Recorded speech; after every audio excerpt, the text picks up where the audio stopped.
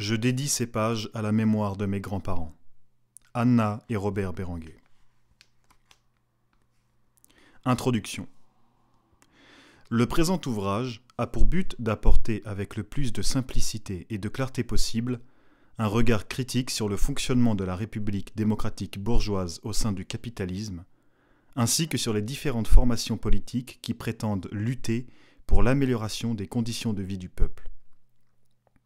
Il a pour objectif de démontrer les traits fondamentaux du capitalisme et du régime démocratique bourgeois, qui sont devenus un frein et une nuisance pour le développement des masses travailleuses.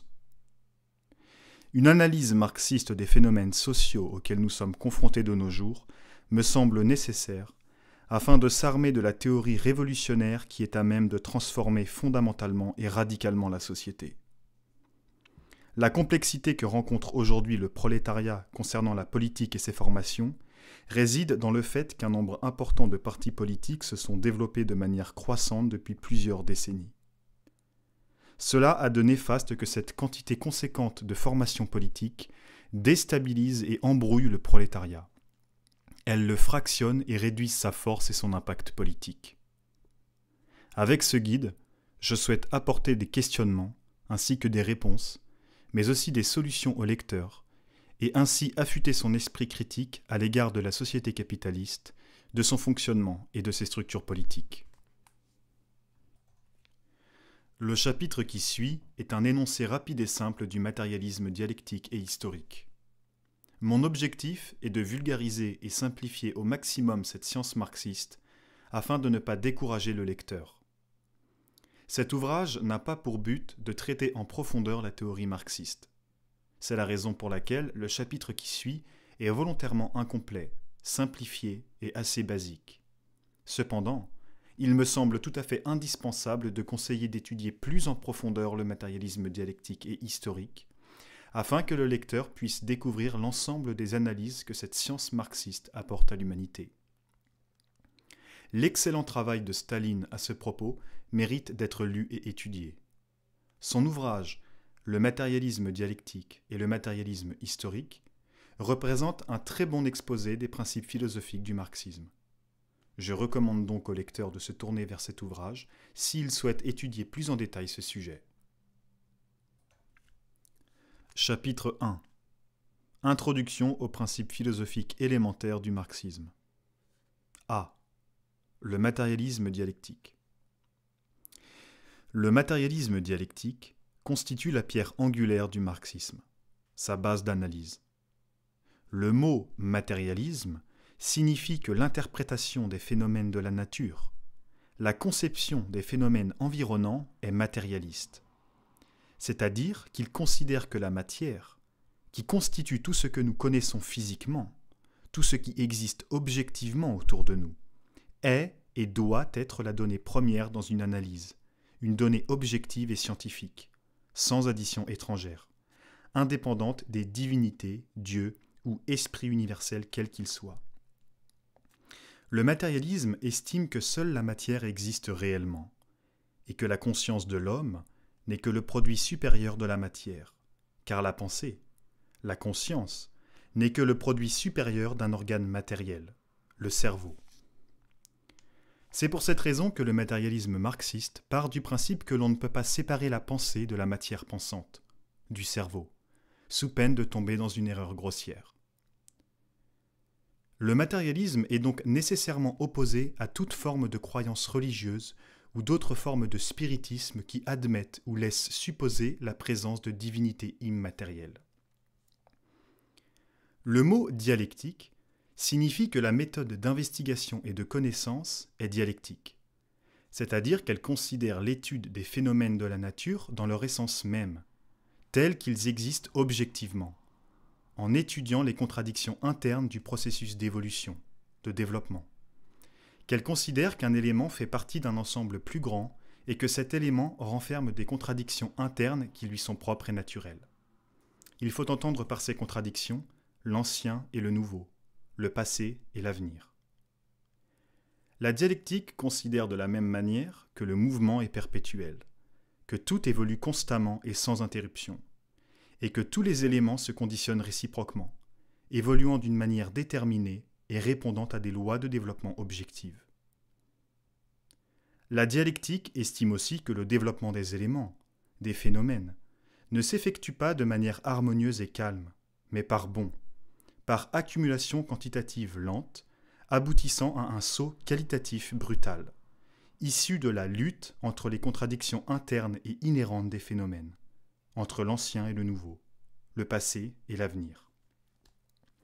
Le développement est issu de la lutte entre les tendances contraires qui agissent sur la base des contradictions inhérentes des phénomènes. Cette conception de la nature, de ce qui existe et se développe, cette méthode d'investigation et de connaissance revêt un caractère tout à fait scientifique. Le matérialisme dialectique est un outil permettant d'analyser et de comprendre les phénomènes et leur évolution en se basant sur ce que nous connaissons déjà, sur ce que nous pouvons découvrir en étudiant les contradictions internes du développement, en analysant l'ensemble des éléments et leurs conditionnements réciproques, ainsi qu'en regroupant les informations connues afin d'établir un tableau général des résultats obtenus pour en tirer des conclusions valables et scientifiques.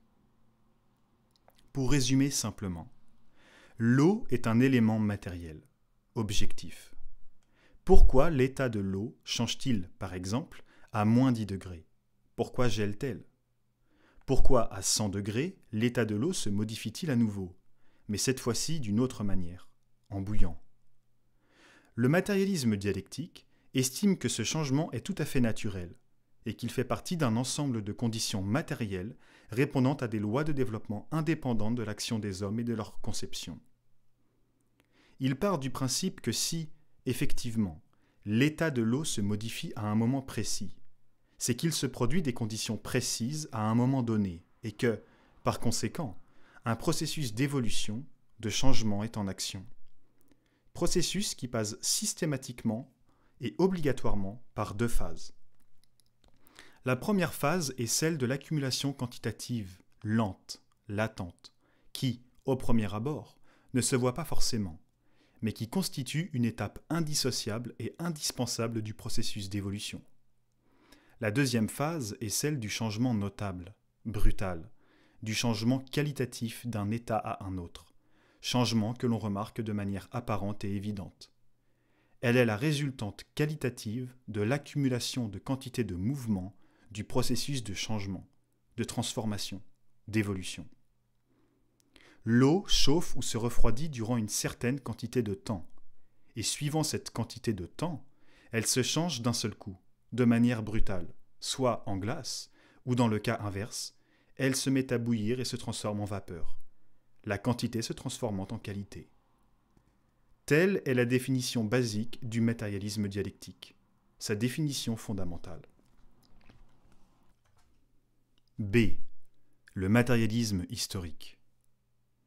Le matérialisme historique étend les principes du matérialisme dialectique à l'histoire de la société humaine, à l'étude de l'histoire de la société humaine et de ses lois de développement. Partant du même principe que le matérialisme dialectique, le matérialisme historique considère que les phénomènes sociaux ne sont pas un hasard dans le processus de développement, qu'ils ne sont pas issus d'un groupe d'hommes ou d'une idée, d'un dieu ou d'une puissance supérieure, mais qu'ils sont le résultat de conditions précises de développement à un moment donné, de conditions matérielles, indépendantes des conceptions humaines, et que les hommes s'adaptent à ces conditions par les moyens qui sont à leur disposition à ce moment-là. Pour le matérialisme historique, l'élément principal, fondamental, modifiant la société humaine et les rapports des hommes au sein de celle-ci, modifiant son infrastructure économique ainsi que sa superstructure sociale, ses idées, ses opinions, ses institutions politiques, etc., est le mode d'obtention des moyens d'existence, le mode de production des biens matériels. Il faut entendre par là de quelle manière, avec quels instruments et par quels moyens les hommes se constituent dans la société, s'établissent dans celle-ci. Pour pouvoir vivre et se développer, les hommes ont besoin de créer des biens matériels, nourriture, logement, vêtements, combustible, instruments de production, etc. Et pour pouvoir créer ces biens matériels, Les hommes ont besoin d'instruments de production. Ils doivent savoir comment se servir de ces instruments, en acquérant une certaine expérience de la production, en acquérant des habitudes de travail. Tous ces éléments pris ensemble constituent les forces productives de la société, c'est-à-dire la nature environnante, les outils et instruments de production, les hommes et leur expérience dans la production. De ces forces productives découlent des rapports sociaux qu'entretiennent les hommes entre eux dans le processus de production. Les rapports de production. De l'ensemble de ces conditions résulte le mode de production de la société, qui détermine sa physionomie générale, son fonctionnement économique, politique et social. Mais alors, qu'est-ce qui détermine le changement du mode de production des biens matériels? Le changement de l'infrastructure de la société, où vient se développer la superstructure sociale, les idées et théories sociales, les opinions et institutions politiques. Le marxisme considère que ce qui détermine le changement d'un mode de production à un autre est la modification des forces productives de la société, plus spécifiquement celle des instruments de production. En changeant leurs instruments de production, les hommes modifient fondamentalement leur manière de produire. Ils font évoluer toute l'économie de la société, sa base matérielle. Et suivant cette évolution, ils bouleversent par la même occasion les rapports de production au sein de celle-ci, et toutes les conceptions et idées sociales qui constituent la société en équivalence de sa base matérielle. Plus simplement, tel genre de vie, tel genre de pensée. L'emploi et la création des moyens de travail, quoi qu'il se trouve en germe chez quelques espèces animales, caractérisent éminemment le travail humain. Aussi Franklin donne-t-il cette définition de l'homme. L'homme est un animal fabricant d'outils. Les débris des anciens moyens de travail ont pour l'étude des formes économiques des sociétés disparues la même importance que la structure des os fossiles pour la connaissance de l'organisation des races éteintes. Ce qui distingue une époque économique d'une autre, c'est moins ce que l'on fabrique que la manière de fabriquer. Les moyens de travail sont les gradimètres du développement du travailleur et les exposants des rapports sociaux dans lesquels il travaille. Cependant, les rapports de production influent en retour sur le développement des forces productives de la société. En effet, la superstructure s'établissant dans la société à telle période de l'histoire humaine influence de manière plus ou moins rapide l'état de développement matériel de celle-ci. Les formes et organisations de cette superstructure accélèrent ou ralentissent le développement de la société, mais elles ne constituent pas le changement premier, fondamental de la société, car elles apparaissent après que s'est développé un mode de production des biens matériels donnés. Elles s'adaptent par le fait à celui-ci et fondent leur conception en équivalence. Les rapports sociaux sont intimement liés aux forces productives. En acquérant de nouvelles forces productives, les hommes changent leur mode de production. Et en changeant le mode de production, la manière de gagner leur vie, ils changent tous leurs rapports sociaux. Le moulin à bras vous donnera la société avec le suzerain, le seigneur féodal, le moulin à vapeur, la société avec le capitalisme industriel. De la même manière que le matérialisme dialectique, le matérialisme historique considère qu'il s'effectue au sein de la société une accumulation quantitative, lente et latente des phénomènes d'évolution, économiques, sociaux et politiques. De cette accumulation quantitative résulte un changement qualitatif, notable et brutal, un changement apparent et radical, une révolution. Les forces productives de la société revêtent un caractère particulier à chaque époque de l'histoire humaine. Ce caractère doit se trouver en équilibre avec les rapports de production de l'époque donnée. Cela signifie que, par exemple, sous le régime capitaliste, le caractère des forces productives est social, car la production se fait toujours en commun. Les hommes sont obligés de travailler ensemble s'ils veulent produire des biens matériels nécessaires à la société. Des millions d'ouvriers sont groupés dans d'immenses fabriques et usines, produisant en commun. Cependant, les rapports de production, quant à eux, se trouve en désaccord avec le caractère des forces productives de la société, car la propriété des moyens de production, les matières premières, les instruments de production, les usines, les fabriques, etc., demeure privée, capitaliste. Ceci est incompatible avec le caractère social du processus de production. Il s'ensuit qu'un désaccord violent surgit au sein de la société, un désaccord entre exploités et exploiteurs, entre prolétaires et capitalistes. Les rapports de production ne correspondant plus au caractère des forces productives, car celles-ci évoluent constamment et sans interruption, les rapports de production doivent eux aussi évoluer de la même manière, afin que les forces productives de la société puissent se développer pleinement, de manière optimale. Pour résumer simplement, lorsque les rapports de production ne correspondent plus au caractère des forces productives, s'amorce une période de changement, de lutte entre exploités et exploiteurs, lutte qui s'effectue, par exemple sous le régime capitaliste, par le biais d'expressions populaires, manifestations, organisations de comités et partis politiques, syndicats, etc. De cette organisation générale s'enclenche un changement quantitatif, lent et latent, qui se fractionne sous un nombre plus ou moins important d'années.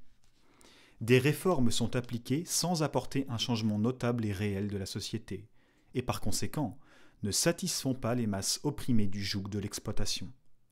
De ces formes insuffisantes de lutte s'accumule une pression, une fatigue, une colère, et de ces conditions s'amorce, en dernière instance, un changement qualitatif de la société, un changement rapide et brutal, apparent et radical, une révolution. Telle est la définition basique du matérialisme historique, sa définition fondamentale. Chapitre 2. La République démocratique bourgeoise et ses formations politiques. La République démocratique bourgeoise est la forme d'État que nous connaissons, notamment en France. La caractéristique principale de cette République démocratique est de faire preuve d'une certaine souplesse tout en préservant la domination de classe de la bourgeoisie et du capitalisme. Elle laisse paraître un semblant de liberté et de pouvoir d'influence à la population en usant de stratagèmes tels que le vote électoral, le référendum, la liberté de penser et de s'exprimer, l'existence de partis se réclamant d'opposition ou anticapitalistes, le droit de critique, etc. Cependant, il est tout à fait clair que la République démocratique bourgeoise dans laquelle nous vivons n'a rien de démocratique. Elle ne représente absolument pas les intérêts de la population. Elle agit égoïstement en conservant les privilèges de sa classe au détriment de la majorité. Cette République démocratique n'hésite pas non plus à réprimer par la force les mouvements populaires, en usant des forces armées ou de la police. Elle n'est rien de plus qu'un instrument de domination de la bourgeoisie sur le prolétariat, tout en étant en apparence un système égalitaire et démocratique. La bourgeoisie contrôle la machine d'État depuis bon nombre de décennies. Elle est solidement établie et enracinée dans la quasi-totalité des secteurs politico-économiques, mais aussi dans les secteurs de la communication et de l'information, ce qui lui permet d'appliquer une propagande constante en contrôlant l'information destinée à la population. Il y a dans la République démocratique bourgeoise deux catégories principales d'organisation politique. La première catégorie est celle des partis de droite et d'extrême droite, qui, bien sûr, n'ont rien de révolutionnaire, et souhaitent appliquer des réformes qui sont avantageuses uniquement pour la classe sociale qu'ils représentent, à savoir la bourgeoisie. Ils n'œuvrent qu'au renforcement des positions du capitalisme et trompent la population en usant de phraséologie superficielle, tout en revêtant, en réalité, un caractère bourgeois réactionnaire. La deuxième catégorie est celle des partis du centre et de gauche, Parti socialiste, Parti écologiste, démocrate, etc. Cette catégorie se différencie quant à la forme qu'elle revêt par rapport à la première, mais en aucun cas quant au fond, quant aux résultats pratiques de la politique de ces partis au sein du capitalisme. Ces partis représentent l'aile gauche réformiste de la bourgeoisie. Les formations politiques issues du centre ou de la pseudo-gauche et qui prétendent lutter pour l'amélioration des conditions de vie des travailleurs ne sont rien de plus qu'un organe stratégique destiné au maintien de la bourgeoisie au pouvoir, au maintien tel quel de l'état de choses.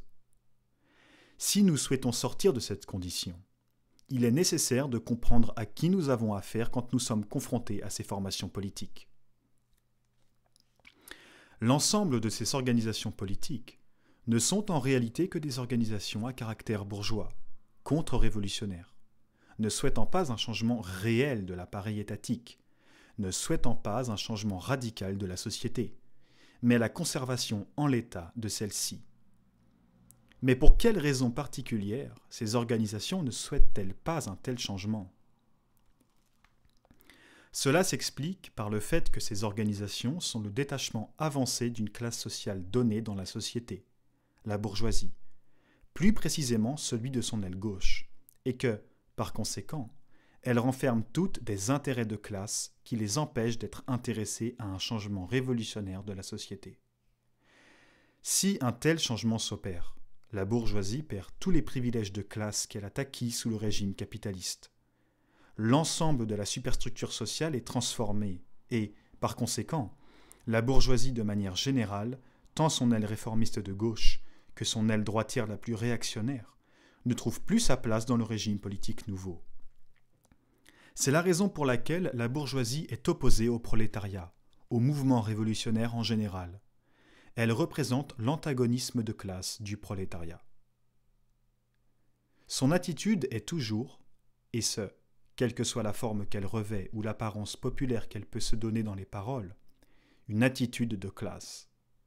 C'est pourquoi le point commun de la grande majorité des formations politiques se réclamant de gauche ou démocrates, etc., est qu'elles ne souhaitent jamais sortir du cadre parlementaire dans la lutte politique, qu'elles se refusent à mettre en mouvement les grandes masses populaires dans un esprit révolutionnaire, et qu'elles se bornent à l'emploi répété et inefficace de l'utilisation des réformes dans le cadre de l'État bourgeois. Or, on ne réforme pas le capitalisme, on le révolutionne, on le détruit. La résultante de cette situation est que la classe ouvrière est constamment trompée, ballottée de parti en parti, de formations politiques diverses vers d'autres formations politiques, sans jamais réellement comprendre les intérêts de classe que renferment ces organisations. Sur ce point, Lénine écrit : « Les hommes ont toujours été et seront toujours en politique les dupes naïves des autres et d'eux-mêmes, tant qu'ils n'auront pas appris, derrière les phrases, les déclarations et les promesses morales, religieuses, politiques et sociales, à discerner les intérêts de telle ou telle classe. Les partisans des réformes et améliorations seront dupés par les défenseurs du vieux régime aussi longtemps qu'ils n'auront pas compris que toute vieille institution, si barbare et pourrie qu'elle paraisse, est soutenue par les forces de telle ou telle classe dominante. Et pour briser la résistance de ces classes, il n'y a qu'un moyen, trouver dans la société même qui nous entoure, puis éduquer et organiser pour la lutte les forces qui peuvent et doivent, de par leur situation sociale, devenir la force capable de balayer le vieux et de créer le nouveau. Cependant, il existe des organisations politiques dites d'opposition qui ne renferment pas à proprement parler un caractère de classe bourgeois. Ce sont des formations qui paraissent plus populaires et qui possèdent des membres de bonne volonté, tels que le PCF ou la France Insoumise. Cependant, les membres actifs de ces formations conservent une mentalité petite bourgeoise, conciliante avec le capitalisme, c'est-à-dire qu'elles considèrent effectivement le capitalisme comme un ennemi, mais souhaitent changer la société uniquement à l'aide de réformes, de conciliation, d'accords mutuels avec la classe politique dominante, tout en ne souhaitant en aucun cas aller plus loin que la forme de lutte parlementaire bourgeoise. Elles n'aspirent pas à la destruction de l'État bourgeois, mais à un compromis avec celui-ci. Par conséquent, elles ne sont, malgré elles, qu'un élément constitutif de la République démocratique bourgeoise, un instrument prédéfini dans un cadre contrôlé, visant à fractionner le prolétariat et le tromper dans la véritable voie qu'il doit suivre pour transformer radicalement sa condition. Il importe avec les militants et partisans de ces formations politiques de les éduquer dans un esprit révolutionnaire, de leur indiquer la voie à suivre dans la lutte politique, afin d'établir un parti révolutionnaire sachant traduire leurs besoins dans la lutte contre le capitalisme, sachant les organiser et les mobiliser efficacement.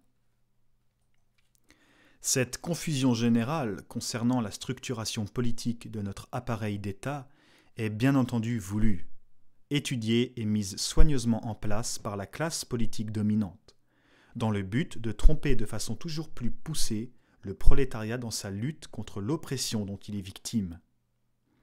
Le manque de fondement idéologique politique du prolétariat explique le fait que cet amas de courants politiques, de formations politiques diverses, soi-disant différentes les unes des autres, subsiste dans la société.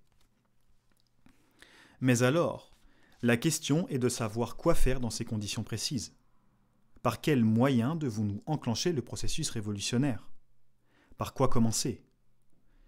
La première chose qu'il est nécessaire d'accomplir est l'établissement d'un parti politique d'avant-garde, réellement et fondamentalement révolutionnaire, sachant traduire dans sa lutte politique les besoins pressants que la société pose devant lui, sachant utiliser à fond sa force mobilisatrice, transformatrice et éducative du prolétariat pour l'émancipation de celui-ci. Un parti d'avant-garde qui sache traiter et solutionner les problèmes pressants de la société de manière pragmatique, scientifique, en laissant de côté les questions politiques inutiles dont raffole la bourgeoisie et ses sous-partis, freinant ainsi le développement de la société, freinant son progrès. Lénine écrit à ce propos : « Les congrès du parti doivent résoudre non les problèmes soulevés à tort ou à raison par tel ou tel publiciste, mais ceux qui ont une sérieuse importance politique, étant donné les conditions de l'heure et la marche objective du développement social. » Le parti d'avant-garde doit être avant tout un parti solidement établi idéologiquement, possédant des membres actifs révolutionnaires formés à la théorie marxiste-léniniste. Il doit savoir user de cette théorie dans la pratique et, par conséquent, ne doit jamais perdre de vue le but final qu'il s'est imposé, à savoir la révolution prolétarienne. Il doit savoir guider le prolétariat, lui apporter une perspective et savoir solutionner les problèmes que celui-ci rencontre au moment opportun. Staline sur le rôle du parti d'avant-garde. Pour être vraiment un détachement d'avant-garde, il faut que le parti soit armé de la théorie révolutionnaire, de la connaissance des lois du mouvement, de la connaissance des lois de la révolution. Sinon, il n'est pas en mesure de diriger la lutte du prolétariat, de l'entraîner à sa suite. Le parti ne peut être un parti véritable s'il se borne à enregistrer ce qu'éprouve et pense la masse de la classe ouvrière, s'il se traîne à la remorque du mouvement spontané, s'il ne sait pas surmonter la routine et l'indifférence politique du mouvement spontané, s'il ne sait pas s'élever au-dessus des intérêts momentanés du prolétariat, s'il ne sait pas élever les masses au niveau de la conscience des intérêts de classe du prolétariat. Il faut que le parti se trouve en tête de la classe ouvrière. Il faut qu'il voie plus loin que la classe ouvrière. Il doit conduire le prolétariat et non pas se traîner à la remorque du mouvement spontané. Et concernant ses membres, il faut reconnaître comme un axiome que plus élevés sont le niveau politique et la conscience marxiste-léniniste des militants occupés dans les quelques domaines que ce soit du travail de l'État et du parti, plus élevé et fécond est le travail lui-même, plus tangibles en sont les résultats. Au contraire, plus bas sont le niveau politique et la conscience marxiste-léniniste des militants, plus probables sont les lacunes et les échecs dans le travail, plus probables sont la déchéance, la transformation des militants eux-mêmes en praticiens ergoteurs, plus probable est leur dégénérescence complète. Il en résulte que si le parti veut être un parti véritable, efficace dans le travail révolutionnaire, il doit être intransigeant avec ses propres éléments internes, avec ses militants actifs, avec son appareil et sa gestion politique interne.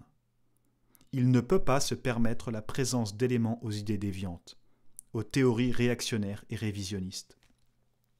Cela signerait la destruction du parti d'avant-garde et, avec lui, la destruction du mouvement révolutionnaire. Ceci est nécessaire en ce que le plus grand danger ne vient pas de l'extérieur durant la lutte politique, mais de l'intérieur, du parti lui-même, de ses membres qui, au fil des années, peuvent faire preuve de déviation idéologique, peuvent tomber dans les griffes de la bourgeoisie et ainsi mettre dans un grand danger le parti d'avant-garde. Le Parti communiste français est un exemple de la dégénérescence idéologique que peut subir un parti politique se laissant pénétrer par les idées révisionnistes et réformistes. Depuis les années 60, le Parti communiste français a renié toute appartenance idéologique au marxisme-léninisme, au mouvement révolutionnaire. Il s'est fait envahir par la mentalité petite bourgeoise, gangréné par des éléments réformistes et révisionnistes. Il s'est transformé en un parti inefficace, ne sachant plus répondre aux besoins des masses populaires. C'est pour cette raison qu'il convient d'effectuer un contrôle fréquent des éléments actifs du parti, de contrôler en profondeur leur travail, de rester attentif et de faire preuve d'esprit critique à l'égard des membres du parti et de leur travail.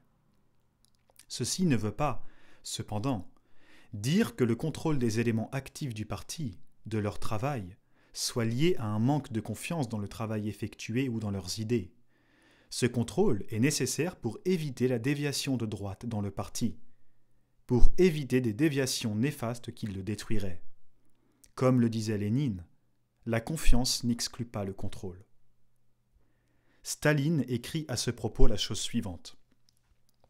La conquête et le maintien de la dictature du prolétariat sont impossibles sans un parti fort par sa cohésion et sa discipline de fer.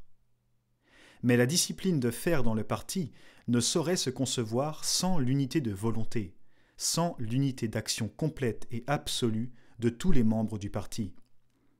Cela ne signifie évidemment pas que, de ce fait, la possibilité d'une lutte d'opinion au sein du parti soit exclue. Au contraire, la discipline de fer n'exclut pas, mais présuppose la critique et la lutte d'opinion au sein du parti. Cela ne signifie pas, à plus forte raison, que la discipline doit être aveugle. Au contraire, la discipline de fer n'exclut pas, mais présuppose la soumission consciente et librement consentie, car seule une discipline consciente peut être réellement une discipline de fer. Mais une fois la lutte d'opinion terminée, la critique épuisée et la décision prise, l'unité de volonté et l'unité d'action de tous les membres du parti sont la condition indispensable sans laquelle on ne saurait concevoir ni parti uni, ni discipline de fer dans le parti. Enfin, le parti révolutionnaire doit faire preuve d'une grande autocritique concernant son travail et les problèmes qu'il rencontre. Il doit analyser ses erreurs, comprendre pour quelles raisons elles ont eu lieu, afin de ne pas les reproduire. Il doit être un parti à l'écoute des critiques du prolétariat, de son observation, de son expérience pratique, quotidienne. En aucun cas il ne doit l'ignorer, le sous-estimer, le mépriser, auquel cas il se transformerait en un vulgaire parti bureaucrate, perdant son rôle révolutionnaire. Concernant ce point, Lénine écrit « L'attitude d'un parti politique en face de ses erreurs est un des critères les plus importants et les plus sûrs pour juger si ce parti est sérieux et s'il remplit réellement ses obligations envers sa classe et envers les masses laborieuses. Reconnaître ouvertement son erreur, en découvrir les causes, analyser la situation qui lui a donné naissance, examiner attentivement les moyens de corriger cette erreur. C'est là la marque d'un parti sérieux. C'est là remplir ses obligations. C'est là éduquer et instruire la classe, et ensuite aussi les masses. Là réside la première étape à accomplir dans le processus révolutionnaire. La deuxième étape qu'il est nécessaire d'effectuer au sein du processus révolutionnaire est de comprendre et de savoir comment appréhender, comment utiliser et dénoncer les organisations politiques bourgeoises se réclamant de gauche ou partis d'opposition, etc., dans la lutte révolutionnaire. Quel comportement faut-il adopter à l'égard de ces organisations politiques pour hisser au rang national le parti d'avant-garde, représentant la force intellectuelle du prolétariat, son guide dans l'action révolutionnaire? La solution réside dans la stratégie et la tactique politique choisie qui permettra, en dernière instance, de se hisser à ce rang.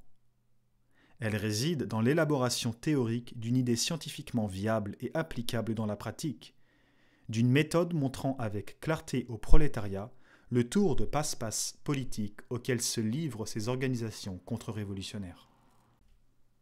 Il est cependant indispensable d'être extrêmement prudent dans l'élaboration pratique de ces points. Si nous sommes effectivement un parti d'avant-garde révolutionnaire solidement établi idéologiquement et sachant avec qui il travaille, sachant où il va et par quels moyens, il n'en reste pas moins la complexité de devoir combattre des formations politiques bourgeoises déjà établies dans la société et bénéficiant d'un certain soutien populaire et médiatique. La complexité d'une telle opération réside dans le fait qu'une opposition violente, à un certain degré de développement dans la lutte engagée, éclatera entre le parti d'avant-garde et les formations politiques bourgeoises.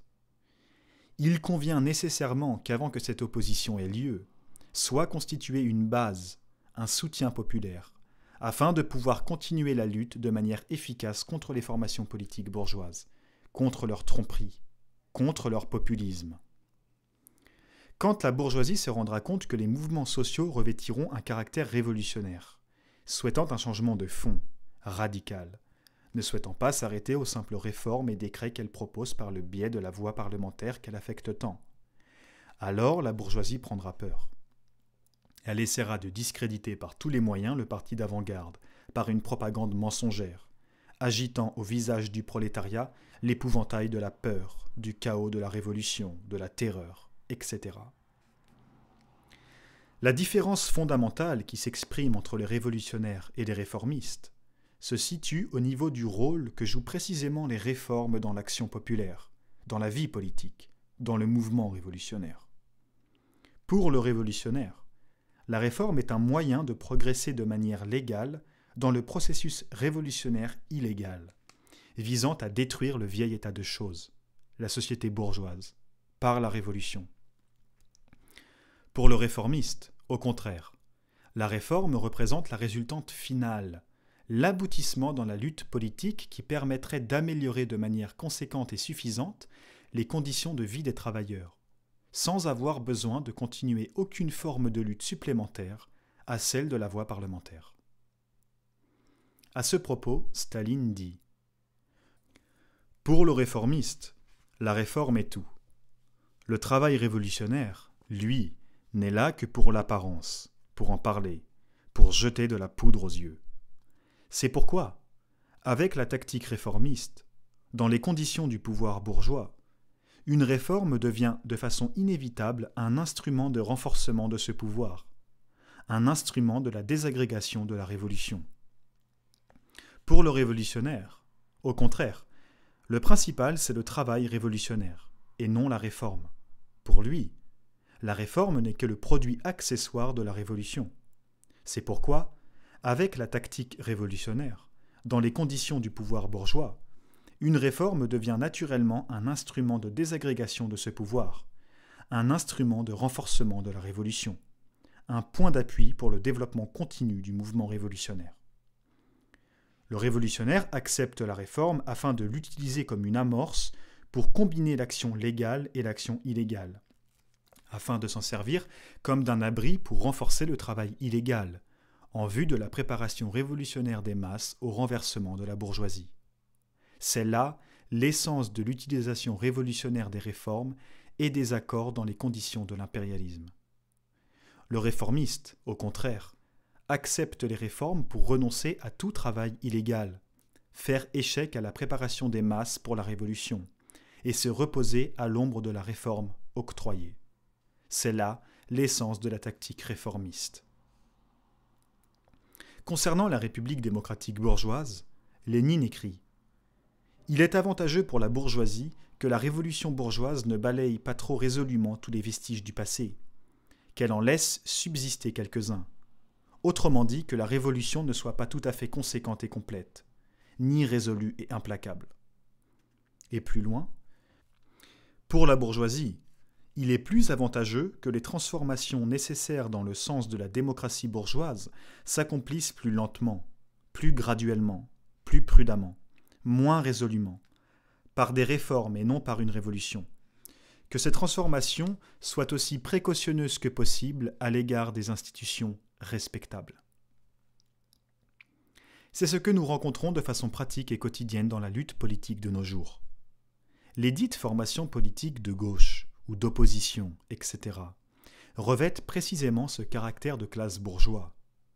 Ou lorsque ce n'est pas le cas, alors il est question de mentalité petite bourgeoise, conciliante, qui les empêche d'appliquer un changement radical de la société, un changement révolutionnaire. Les tromperies dont est victime le prolétariat avec ce tour de passe-passe politique, de jeu politique, expliquent le fait que la situation va en empirant de jour en jour, sans aucune réelle opposition, malgré la quantité toujours grandissante de partis dont nous disposons et qui s'avèrent être inefficaces, inutiles dans les faits. Les mouvements sociaux dont le prolétariat est acteur à tel moment donné de l'histoire doivent être guidés, orientés. Ils doivent devenir une force politique prolétarienne de premier ordre, afin de construire des conditions économiques et sociales nouvelles, répondant au caractère des forces productives de la société, répondant aux rapports de production qui découlent de ces mêmes forces productives et qui sont nécessaires au processus de progrès de celles-ci. Le problème fondamental que nous rencontrons sous la République démocratique bourgeoise est l'absence totale de soutien réel au mouvement populaire par les partis politiques se réclamant révolutionnaires ou progressistes. L'absence pure et simple d'un parti politique d'avant-garde, sachant traduire dans sa lutte politique contre la bourgeoisie les intérêts de la masse opprimée luttant pour sa liberté, est l'élément le plus grave et par conséquent, comme je l'ai dit plus haut, celui qu'il faut résoudre en premier dans notre société. Sans un tel parti, il ne saurait y avoir aucune base idéologique scientifiquement viable pour guider le mouvement social à un saut qualitatif, à un changement notable et réel de la société. Et par le fait, il ne saurait y avoir aucune base matérielle qui sache traduire les besoins populaires pressants. Cela nous donne à être confrontés à des mouvements sociaux visant à améliorer de façon notable et rapide les conditions de vie du prolétariat, mais qui sont dans les faits absolument inefficaces. Faute d'un guide politique conséquent, les mouvements sont destinés à végéter en étant livrés à eux-mêmes et ne croyant d'ailleurs plus qu'en eux-mêmes. Marx écrit que la théorie devient une force matérielle dès lors qu'elle pénètre les masses. C'est pour cette raison qu'il est fondamental que le prolétariat soit armé d'une théorie scientifique révolutionnaire d'avant-garde, pouvant solutionner les problèmes dont il est victime de façon efficace, et ainsi améliorer ses conditions de vie. Il n'est plus à prouver que le capitalisme soit arrivé à un stade où il est vital pour l'humanité de s'en débarrasser, afin de laisser place à quelque chose de nouveau, répondant aux lois de l'évolution, aux lois de développement de la société. La majorité de la population, dans les pays développés, sait pertinemment que le système est malade, à bout de souffle, et qu'il ne peut plus répondre aux besoins de celle-ci de manière efficace. Le capitalisme se maintient, notamment, par le biais de républiques dites démocratiques, qui emploient le culte du mensonge, de la tromperie, qui usent d'effets de manche systématiques et qui, par conséquent, n'ont pas le résultat attendu dans la pratique. Il s'agit, face à un tel comportement, de confronter les paroles aux actes, de ne pas faire preuve d'amnésie en ce qui concerne l'expérience des anciens gouvernements ou chefs d'État qui ont usé des mêmes pratiques trompeuses à l'égard de la population. À cet égard, Lénine écrit « Pour tromper le peuple, les démocrates bourgeois ont toujours formulé et formulent toujours tous les mots d'ordre que l'on veut. Il s'agit de vérifier leur sincérité, de confronter les actes avec les paroles, de ne pas se contenter de phrases idéalistes ou charlatanesques, mais d'en rechercher le réel contenu de classe. » Cependant, les partis bourgeois ne sont pas les seuls ennemis des révolutionnaires dans la lutte politique. Sur le plan de la lutte idéologique, les marxistes doivent combattre avec toute leur force et leur énergie les tendances à l'opportunisme et au révisionnisme dans les organisations ouvrières, syndicats, partis politiques, etc. Le révisionnisme, et de la même manière tous les courants opportunistes qui y sont indéniablement rattachés, constituent un ennemi pour la préparation des masses à la révolution. Un frein et un danger particulièrement vicieux car, sous couvert de mots révolutionnaires et populaires, le révisionnisme mène, en réalité, à l'affaiblissement et au fractionnement du mouvement révolutionnaire ouvrier, à la tendance à la capitulation, à l'entente entre la bourgeoisie et le prolétariat, puis, en définitive, à l'abandon total des principes révolutionnaires. Les partis révisionnistes sont précisément révisionnistes en ce sens qu'ils ne souhaitent pas un changement révolutionnaire de la société, mais réformiste. Il convient nécessairement de lutter contre ces tendances, qui s'avèrent être des tendances bourgeoises et opportunistes de par leur essence. Lénine écrit à ce sujet : le complément naturel des tendances économiques et politiques du révisionnisme a été son attitude à l'égard du but final du mouvement socialiste. Le maître mot de Bernstein, « le but final n'est rien, le mouvement est tout », traduit la nature du révisionnisme mieux que quantité de longues dissertations. Définir sa conduite en fonction des circonstances, s'adapter aux événements du jour, à la versatilité de menus faits politiques, oublier les intérêts vitaux du prolétariat et les traits essentiels de l'ensemble du régime capitaliste, de toute l'évolution capitaliste, sacrifier ses intérêts vitaux au nom des avantages réels ou supposés de l'heure. Telle est la politique révisionniste. Et de l'essence même de cette politique découle ce fait évident qu'elle peut varier ses formes à l'infini, et que chaque question un peu nouvelle, chaque changement un peu inattendu ou imprévu des événements, ce changement dût-il ne modifier la ligne essentielle du développement qu'à un degré infime, ou pour le plus court délai, engendreront inévitablement et toujours telle ou telle variété du révisionnisme. Là réside la deuxième étape à accomplir dans le processus révolutionnaire, à savoir engager une lutte systématique contre toute forme d'opportunisme et de révisionnisme au sein du mouvement ouvrier, ainsi que, évidemment, contre tous les partis bourgeois réactionnaires. Poursuivons. Le capitalisme moderne est basé sur le modèle économique des monopoles, sur la toute-puissance de l'oligarchie financière et sur le cycle infernal et inévitable des guerres mondiales. Voici d'une manière généralisée les traits fondamentaux du capitalisme. La violente répression des mouvements sociaux, l'ignorance et l'incompréhension du peuple et de ses besoins, l'aggravation des rapports de production au sein de la société, la destruction des acquis sociaux précédemment gagnés au prix d'âpres luttes par les générations passées, l'emballement du système économique et social qui en découle par le fait, l'aggravation des conditions de travail et la destruction des forces productives à des degrés particulièrement développés, des millions de chômeurs issus de la robotisation massive de l'industrie, la délocalisation des entreprises dans des pays où le coût du travail est moindre, etc. Une surproduction de marchandises déraisonnée, alors que des millions d'hommes souffrent du chômage et de la faim, donnant lieu à un gaspillage énorme, faute d'acheteurs solvables. À cela s'ajoute le développement croissant de la pauvreté dans les pays développés, les guerres cycliques dans le but de piller les ressources et matières premières des pays ciblés, l'usage de plus en plus déraisonné de produits néfastes, toxiques pour la nature et l'homme, dans le but d'accroître la production et ainsi le profit qui en découle, la destruction pure et simple d'une part conséquente d'espèces animales et d'insectes, la destruction du milieu naturel des hommes et des autres organismes vivants.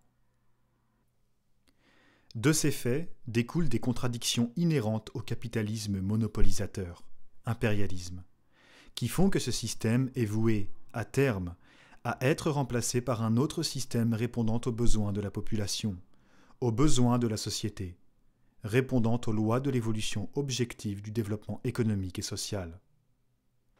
Concernant ces contradictions, Staline en a fait un exposé simple et efficace. Le voici. La première contradiction est celle qui existe entre le travail et le capital. L'impérialisme, c'est la toute-puissance des trusts et des consortiums monopolisateurs, des banques et de l'oligarchie financière dans les pays industriels. Dans la lutte contre cette toute-puissance, les méthodes habituelles de la classe ouvrière, syndicats et coopératives, partis parlementaires et luttes parlementaires, se sont révélées absolument insuffisantes. Ou bien livre-toi à la merci du capital, végète comme par le passé et descends toujours plus bas, ou bien saisis-toi d'une arme nouvelle. C'est ainsi que l'impérialisme pose la question devant les masses innombrables du prolétariat. L'impérialisme amène la classe ouvrière à la révolution. La deuxième contradiction est celle qui existe entre les différents groupes financiers et puissances impérialistes dans leur lutte pour les sources de matières premières, pour les territoires d'autrui. L'impérialisme, c'est l'exportation des capitaux vers les sources de matières premières. La lutte forcenée pour la possession monopolisée de ces sources. La lutte pour le repartage du monde déjà partagé. Lutte que mènent avec un acharnement particulier les nouveaux groupes financiers et puissances en quête d'une place au soleil, contre les anciens groupes et puissances qui se cramponnent à ce qu'ils ont accaparé. Cette lutte forcenée entre les différents groupes de capitalistes a ceci de remarquable qu'elle implique, comme élément inévitable, les guerres impérialistes, les guerres pour la conquête des territoires d'autrui. Cette circonstance, à son tour, a ceci de remarquable qu'elle conduit à l'affaiblissement réciproque des impérialistes, à l'affaiblissement de la position du capitalisme en général, au rapprochement de l'heure de la révolution prolétarienne, à la nécessité pratique de cette révolution. La troisième contradiction est celle qui existe entre la poignée de nations civilisées, dominantes et les centaines de millions d'hommes des peuples coloniaux et dépendants du monde. L'impérialisme est l'exploitation la plus impudente et la plus inhumaine des centaines de millions d'habitants des immenses colonies et pays dépendants. L'extorsion du surprofit, tel est le but de cette exploitation et de cette oppression. Mais, exploitant ces pays, l'impérialisme est obligé d'y construire des chemins de fer, des fabriques et des usines, des centres d'industrie et de commerce. Apparition d'une classe de prolétaires, formation d'intellectuels indigènes, éveil de la conscience nationale, renforcement du mouvement de libération. Tels sont les résultats inévitables de cette politique. Le renforcement du mouvement révolutionnaire dans toutes les colonies et dans tous les pays dépendants sans exception en est un témoignage évident. Cette circonstance importe au prolétariat, en ce sens qu'elle sape à la base les positions du capitalisme, transformant les colonies et les pays dépendants de réserve de l'impérialisme en réserve de la révolution prolétarienne. Telles sont, en somme, les principales contradictions de l'impérialisme, qui ont transformé l'ancien capitalisme florissant en capitalisme agonisant.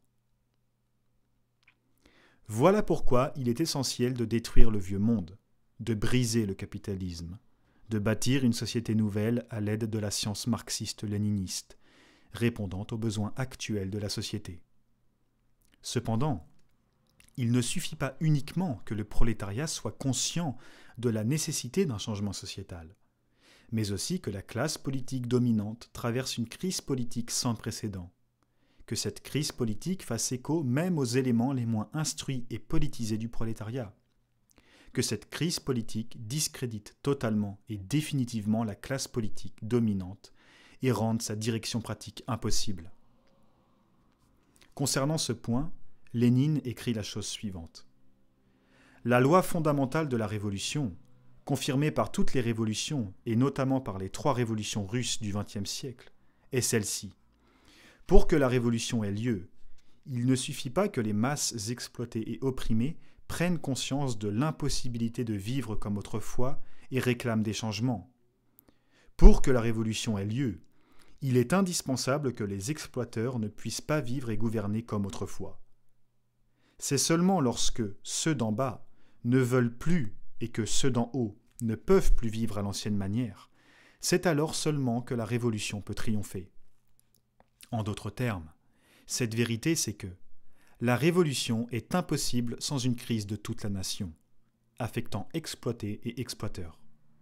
Donc, pour qu'une révolution ait lieu, il faut, premièrement, obtenir que la majorité des ouvriers, ou en tout cas, la majorité des ouvriers conscients, pensants, politiquement actifs, ait compris parfaitement la nécessité de la révolution et soit prête à mourir pour elle.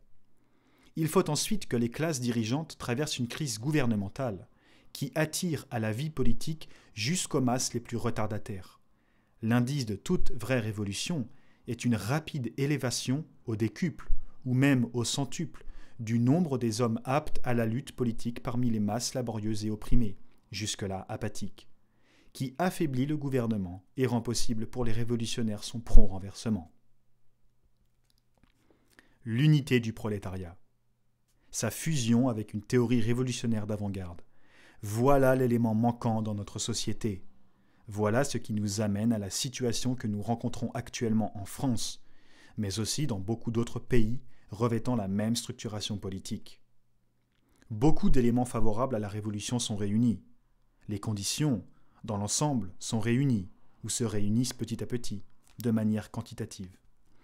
Il nous est indispensable, si nous souhaitons transformer réellement la société, la changer, de saisir l'opportunité révolutionnaire qui nous est donnée de vivre actuellement.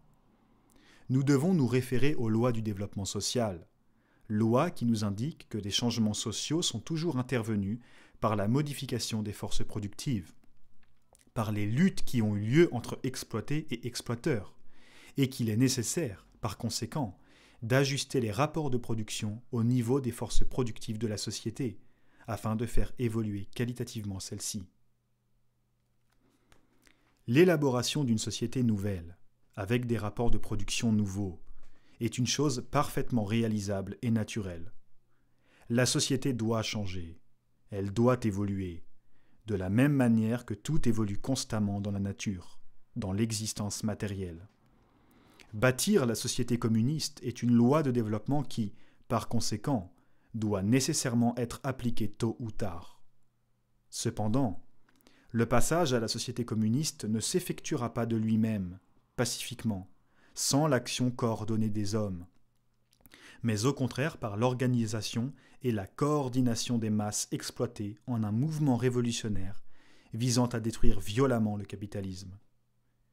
Une société qui opprime et exploite la majorité de la population mondiale, alors qu'elle a atteint un degré de maturité économique et technique très élevé, ne peut pas être une société saine et durable.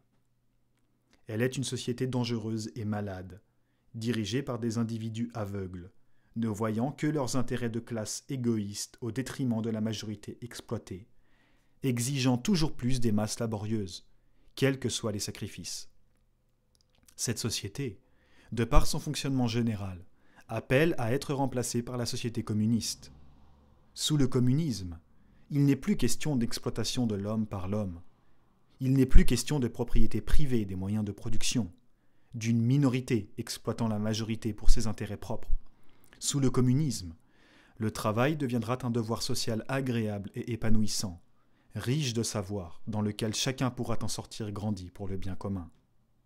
La propriété commune des moyens de production correspondra exactement au caractère des forces productives de la société. Le communisme assurera à tous les membres de la société l'épanouissement de leurs facultés physiques et intellectuelles.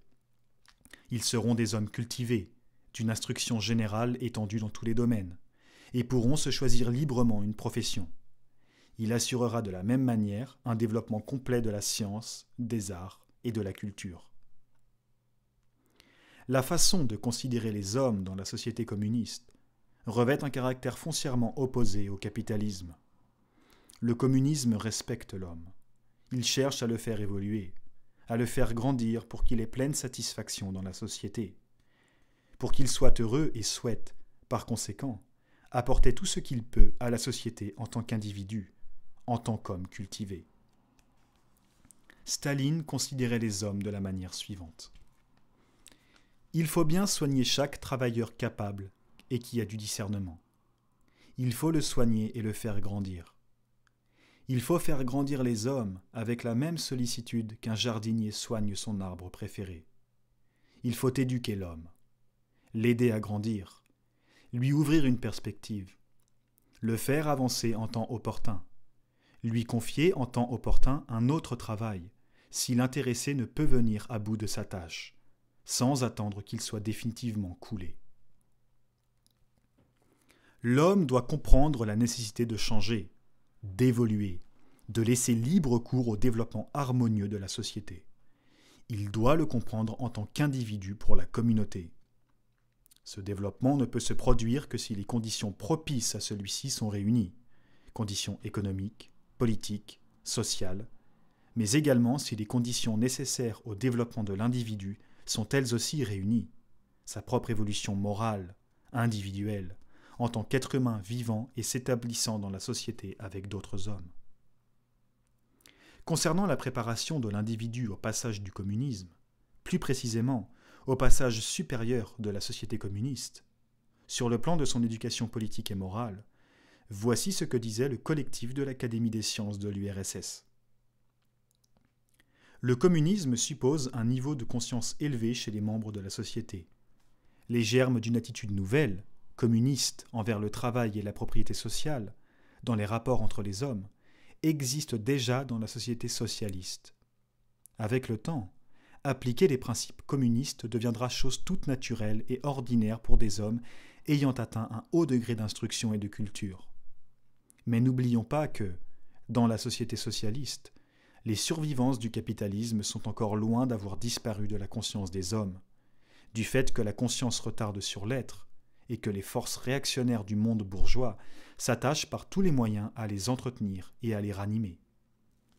D'où la nécessité de triompher de ces survivances, d'élever très haut le niveau de culture et de conscience communiste des masses populaires. La lutte contre les vestiges de l'ancienne attitude envers le travail et la propriété sociale, contre le bureaucratisme, contre les survivances du passé dans la vie et la morale, contre les préjugés religieux, a une importance considérable durant toute la période du passage du socialisme au communisme. Pour triompher de toutes ces survivances du capitalisme, il est indispensable d'effectuer parmi les masses un travail politique et éducatif persévérant et opiniâtre, d'éduquer le peuple tout entier dans l'esprit du communisme. Évidemment, la bourgeoisie aime à dire que cette conception de société n'est pas réalisable, que c'est une utopie, une belle idée mais qui a été pervertie par des tyrans, des despotes sanguinaires, etc. Elle effectue une propagande d'une violence inouïe, avec une virulence toute particulière car le changement de la société, sa transformation pour quelque chose de radicalement nouveau, ne dépend que de ce que le prolétariat pense du communisme, de ce qu'il en connaît, des idées qu'il s'en fait ou qu'on lui donne à s'en faire.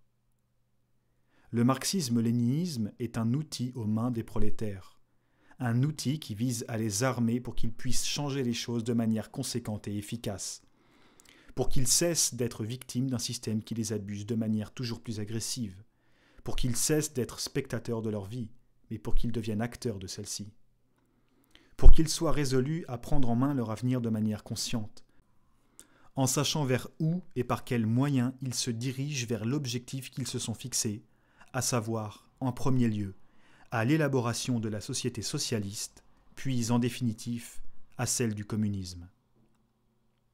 Concernant l'application et le rôle du communisme dans l'histoire, Marx et Engels écrivent « Le communisme n'est pour nous ni un État qui doit être créé, ni un idéal sur lequel la réalité devra se régler.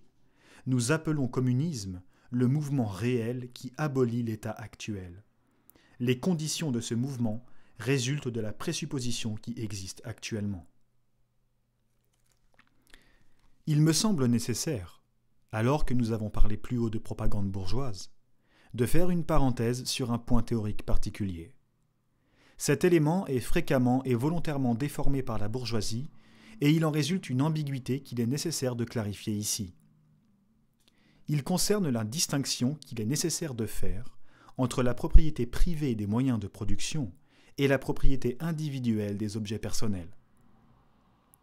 La propagande bourgeoise aime insuffler dans l'esprit des gens que, sous le communisme, tout est mis en commun, que la propriété personnelle n'existe plus au profit de la propriété commune, que tout le monde possède les mêmes objets, les mêmes maisons, voitures, etc.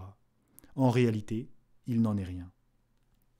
En effet, la propriété individuelle diffère fondamentalement de ce qui est appelé propriété privée des moyens de production dans le marxisme. Par propriété individuelle, il faut entendre tout ce qui ne contient pas de caractère de domination d'une classe sur une autre, c'est-à-dire que cela concerne les objets qui sont nécessaires à la vie des hommes pour qu'ils puissent vivre et s'établir dans la société de manière personnelle, une maison, une voiture, des vêtements, une télévision, etc. La propriété privée des moyens de production, quant à elle, reflète aux mains de qui se trouvent les moyens de production, les matières premières, les instruments de production, les usines, les fabriques, les moyens de transport et de communication, etc. Et suivant qui possède ces moyens de production, est appliquée une domination d'une classe sur une autre. Dans le cas du capitalisme, c'est une domination des capitalistes sur le prolétariat.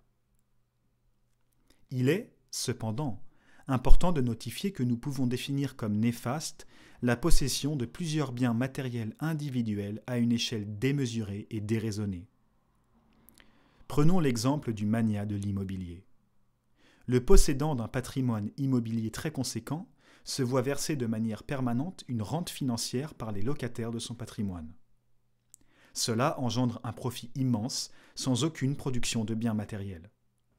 Là réside le problème de l'absence d'une limite d'acquisition de biens personnels tels que l'immobilier. Le locataire qui n'a pas les moyens matériels d'acquérir un logement pour y vivre est obligé de louer à un propriétaire foncier. Il est obligé de vendre sa force de travail pour payer le loyer à un propriétaire oisif, celui-ci ne faisant absolument rien d'autre que de se comporter en parfait parasite. C'est pour cette raison qu'il est important de réduire le nombre maximal de possessions immobilières ou d'autres possessions personnelles qui peuvent revêtir à un certain degré un caractère d'exploitation d'une classe sur une autre, à la seule nécessité du possédant, pour qu'il ne puisse pas profiter de sa position sociale pour exploiter une autre position sociale qui lui est inférieure. Voilà pour cette parenthèse. Pour rester dans la clarification de l'idéologie marxiste, il y a un autre point tout aussi important qu'il est nécessaire de traiter ici. Ce point concerne la conception marxiste de l'égalité au sein de la société communiste.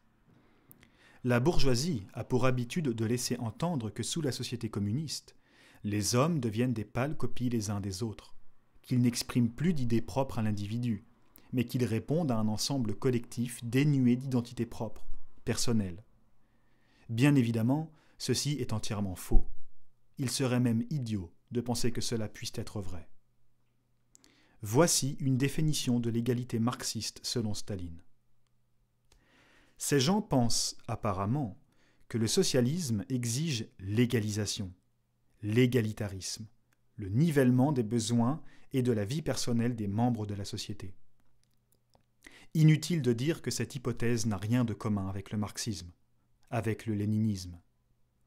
Par égalité, le marxisme entend non pas le nivellement des besoins personnels et de la manière de vivre, mais la suppression des classes, c'est-à-dire a. Libération égale de tous les travailleurs de l'exploitation, une fois les capitalistes renversés et expropriés. B. Abolition égale pour tous de la propriété privée des moyens de production, une fois qu'ils sont devenus la propriété de toute la société. C. Obligation égale pour tous de travailler selon leurs capacités et droit égal pour tous les travailleurs d'être rétribués selon leur travail. Société socialiste. D. Obligation égale pour tous de travailler selon leurs capacités et droit égal pour tous les travailleurs de recevoir selon leurs besoins. Société communiste. Et le marxisme part de ce principe que les goûts et les besoins des hommes ne sont pas et ne peuvent pas être identiques et égaux, en qualité ou en quantité, ni en période de socialisme, ni en période de communisme. Telle est la conception marxiste de l'égalité. Chapitre 3. L'État et la révolution prolétarienne. Venons-en maintenant à la question de l'État. Quel regard porte le marxisme sur le rôle de celui-ci dans le processus révolutionnaire? A. Définition de l'État. Tout d'abord, il est nécessaire de définir ce qu'est l'État à proprement parler. Le marxisme considère que l'État est un organisme de domination de classe, un organisme d'oppression d'une classe par une autre. C'est la création d'un ordre qui légalise et affermit cette oppression en modérant le conflit de classe par divers moyens mis en œuvre. Engels donne cette définition géniale de l'État. L'État n'est donc pas un pouvoir imposé du dehors à la société. Il n'est pas davantage la réalité de l'idée morale, l'image et la réalité de la raison, comme le prétend Hegel. Il est bien plutôt un produit de la société à un stade déterminé de son développement. Il est l'aveu que cette société s'empêtre dans une insoluble contradiction avec elle-même, s'étant scindée en oppositions inconciliables qu'elle est impuissante à conjurer. Mais pour que les antagonistes, les classes aux intérêts économiques opposés, ne se consument pas, elle et la société, en une lutte stérile, le besoin s'impose d'un pouvoir qui, placé en apparence au-dessus de la société, doit estomper le conflit, le maintenir dans les limites de l'ordre, et ce pouvoir, né de la société, mais qui se place au-dessus d'elle et lui devient de plus en plus étranger, c'est l'État.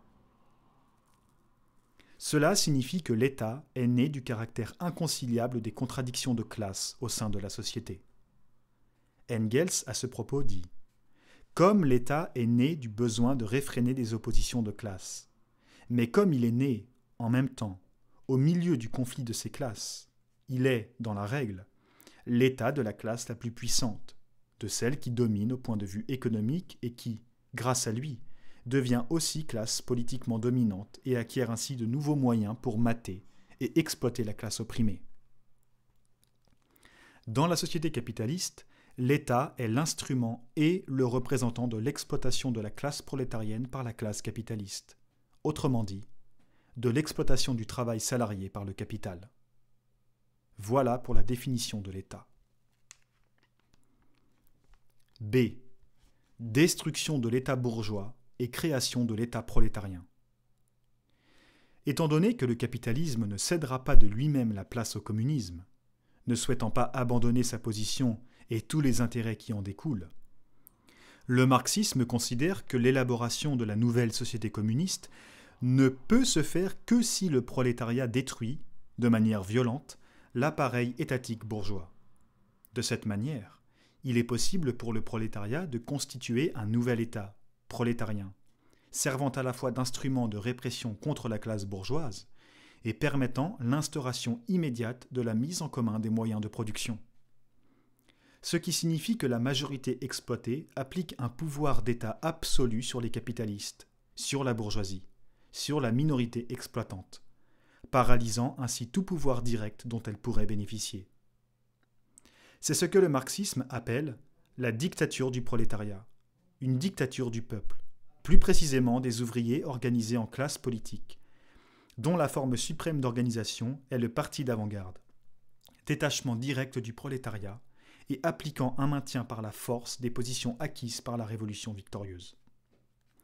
Marx et Engels, à ce propos, écrivent « Le prolétariat utilisera sa domination politique pour arracher peu à peu à la bourgeoisie tout capital, pour centraliser tous les instruments de production entre les mains de l'État, c'est-à-dire du prolétariat organisé en classe dominante, et pour accroître le plus vite possible la masse des forces de production. »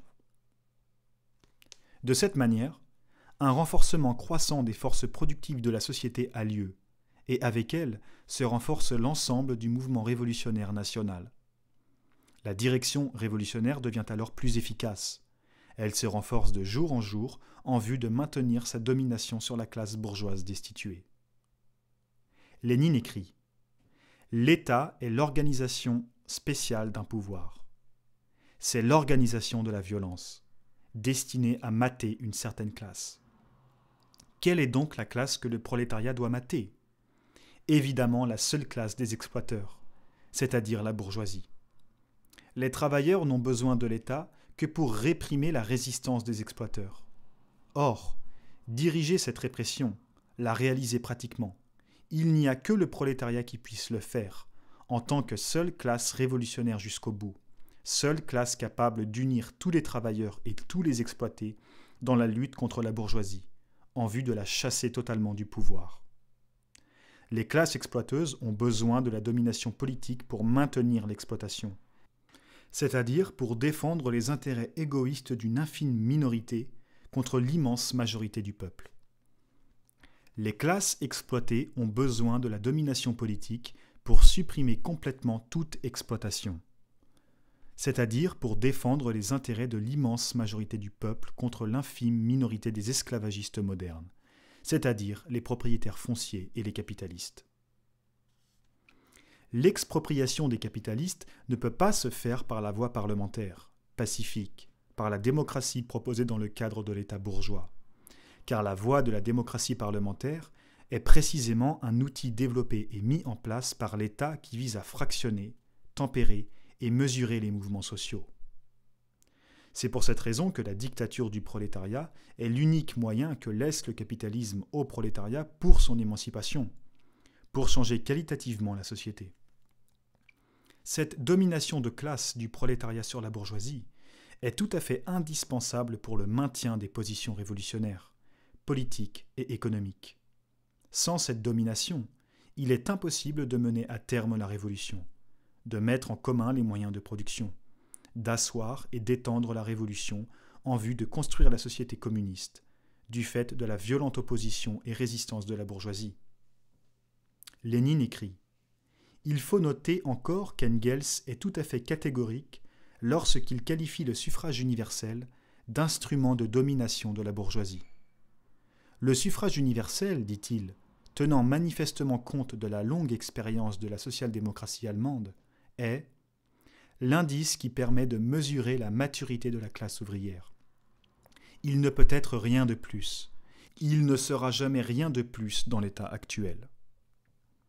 Les démocrates petits bourgeois, tels que nos socialistes révolutionnaires et nos mencheviks, de même que leurs frères jumeaux, tous les sociaux chauvins et opportunistes de l'Europe occidentale, attendent précisément quelque chose de plus du suffrage universel. Ils partagent eux-mêmes et inculquent au peuple cette idée fausse que le suffrage universel, dans l'état actuel, est capable de traduire réellement la volonté de la majorité des travailleurs et d'en assurer l'accomplissement. Et plus loin, la société capitaliste, considérée dans ses conditions de développement les plus favorables, nous offre un démocratisme plus ou moins complet en république démocratique. Mais ce démocratisme est toujours confiné dans le cadre étroit de l'exploitation capitaliste et, de ce fait, il reste toujours, quant au fond, une démocratie pour la minorité, uniquement pour les classes possédantes, uniquement pour les riches. La liberté, en société capitaliste, reste toujours à peu près ce qu'elle fut dans les républiques de la Grèce antique, une liberté pour les propriétaires d'esclaves. Par suite de l'exploitation capitaliste, les esclaves salariés d'aujourd'hui demeurent si accablés par le besoin et la misère qu'ils n'ont pas d'intérêt pour la démocratie, pour la politique, et que, dans le cours ordinaire, pacifique des événements, la majorité de la population se trouve écartée de la vie politique et sociale. En effet, si nous analysons la forme que revêt la démocratie dans la République bourgeoise, nous sommes confrontés à une élection périodique d'un individu représentant la classe politique dominante. Ce représentant ignore et écrase, quand cela est nécessaire, le peuple en usant de sa position politique et du soutien de classe dont il bénéficie. C'est pour cette raison que la représentation actuelle de la démocratie est une chose creuse, ne servant absolument pas les intérêts de la masse opprimée et ne lui laissant aucun autre choix que celui d'élire des individus ne souhaitant rien d'autre que la conservation telle qu'elle de l'appareil d'État bourgeois. De ces faits découle la nécessité de la destruction de l'État bourgeois et la création d'un État nouveau, prolétarien, appliquant une dictature révolutionnaire contre les forces réactionnaires de la société, contre les tentatives de restauration du capitalisme et de l'exploitation de la majorité exploitée par la minorité exploitante. Telles sont, en somme, les caractéristiques de l'État bourgeois et de l'État prolétarien.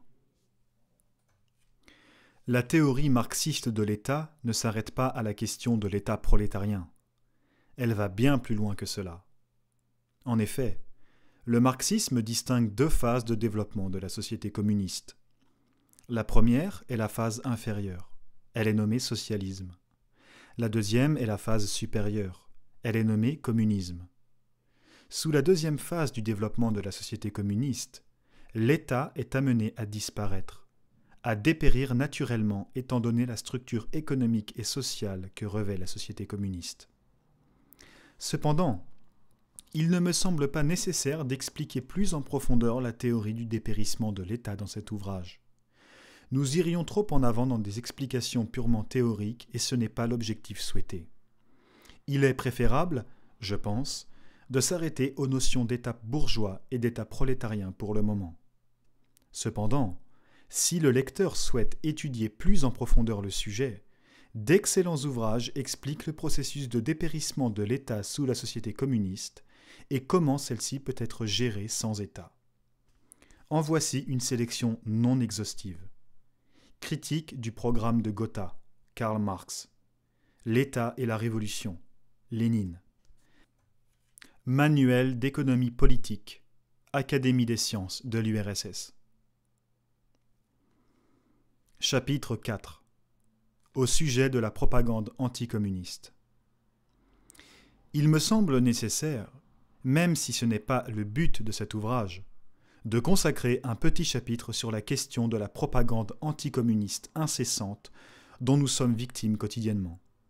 Il est, en effet, indispensable de rétablir la vérité de certains faits historiques concernant, notamment, l'expérience communiste en URSS. Le capitalisme a peur. Il craint le communisme plus que tout au monde. Il tremble à l'idée d'imaginer une société communiste.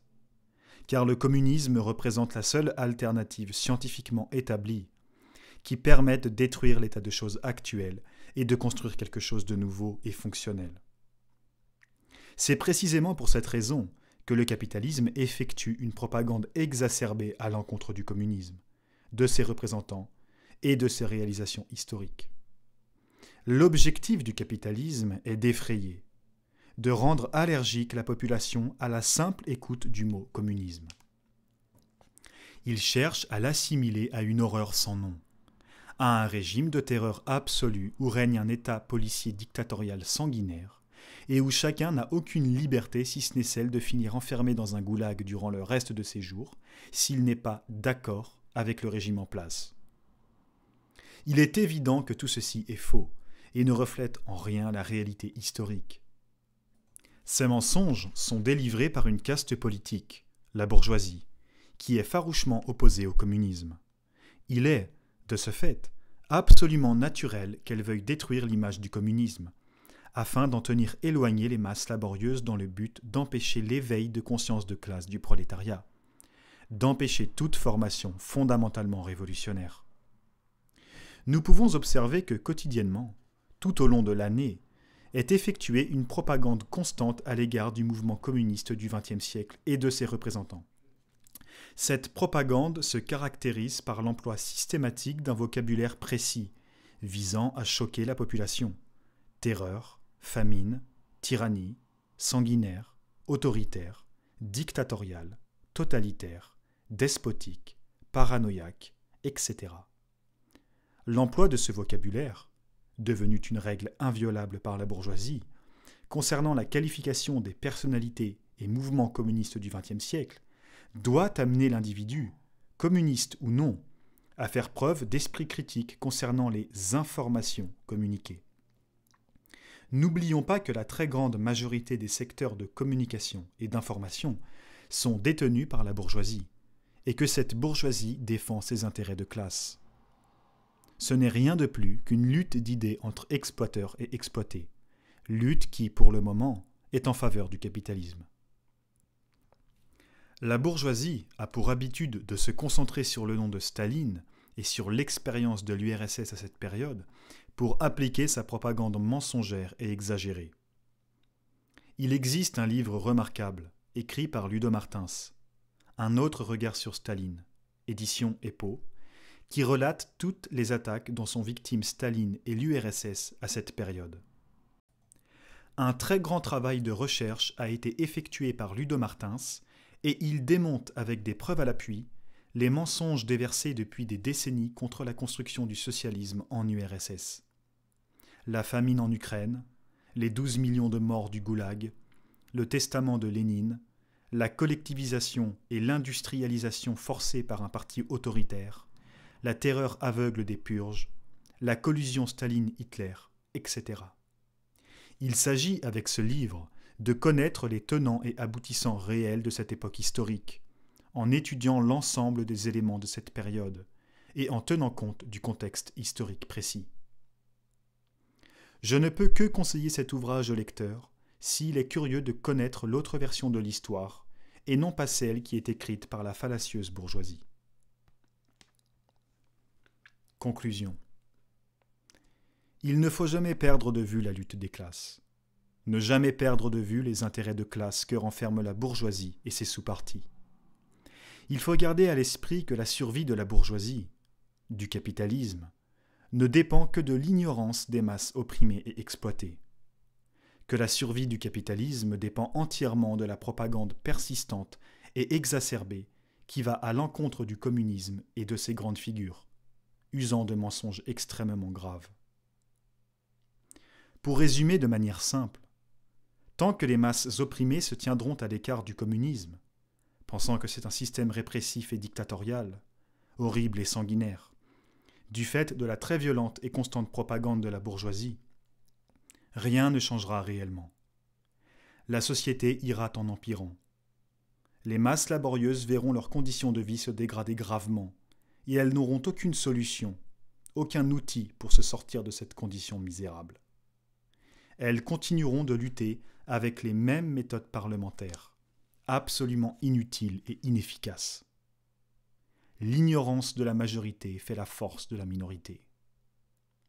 Nous sommes confrontés à un ennemi puissant, cruel et impitoyable, qui ne recule et ne reculera devant rien.